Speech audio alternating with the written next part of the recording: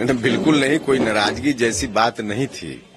जिस दिन घोषणा हो रही थी उस दिन हम दिल्ली से बाहर थे, पहुंचते पहुंचते विलंब हो गया, जिसके चलते हम नहीं गए उस कार्यक्रम में। बाकी कुछ भी ऐसा नहीं था। हाँ, जिस तरह की चीजें दिखाई जा रही थी उसमें सच्चाई नहीं थी, क्योंकि सब लोगों को मालूम है कि गठबंधन के क्रम में जो वार्ता होती है उस वार्ता में हर पार्टी के लोग चाहते हैं कि हमारा हिस्सा ज्यादा से ज्यादा हो। यह कोई अस्वाभाविक चीज नहीं है, कहीं भी यही होता है। तो उसके आधार पर बातचीत हुई और बातचीत के बाद अब जो फाइनल है, जो कुछ भी फाइनल हुआ है सब लोगों को मालूम है। जो फाइनल है यह सबका डिसीजन है गठबंधन में। तो इस डिसीजन को लेकर अब पब्लिक के बीच में जाना है और 40 में 40 जीतना है। यह हम लोगों का संकल्प भी है, लक्ष्य भी। क्योंकि राजद और तमाम जो नेता पार्टीज हैं अभी तक सीट बंटवारा तक नहीं हो पाया है, अभी संसदीय दल की बैठक ही चल रही है।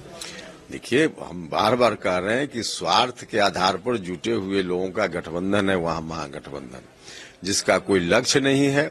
और रिजल्ट क्या होना है देश में यह उनको भी मालूम है। कुछ भी नहीं होना है, नरेंद्र मोदी जी ही भारत के प्रधानमंत्री भारी बहुमत से इस बार बनेंगे, यह उन लोगों को भी मालूम है। तो जब पहले ही से रिजल्ट भी मालूम है और स्वार्थी लोगों की दोस्ती है तो वहां यही होगा जो हो रहा है। और ऐसी स्थिति सिर्फ फुटबॉल की आज नहीं बल्कि अंतिम क्षण तक वहां रहेगी, देखते रहिएगा।